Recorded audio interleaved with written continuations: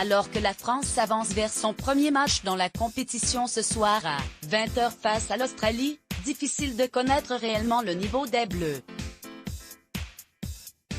Il faut dire que l'équipe de Didier Deschamps n'a pas été épargnée par les blessures ces dernières semaines. Les choses ont commencé à sérieusement se gâter avec le forfait des deux stars du milieu de terrain, N'Golo Kanté et Paul Pogba, qui regarderont cette Coupe du Monde au Qatar depuis leur télévision, mais les choses se sont empirées par la suite.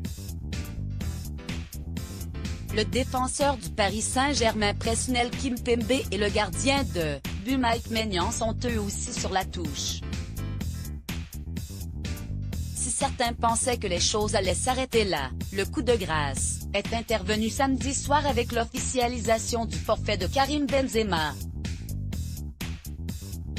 Une terrible nouvelle pour tous les fans des Bleus, qui rêvaient depuis longtemps d'une attaque avec le tout récent ballon d'or associé à la nouvelle star Kylian Mbappé, mais ce ne sera malheureusement pas possible. Victime d'une blessure à une cuisse, le joueur de 34 ans a été contraint de renoncer malgré son envie.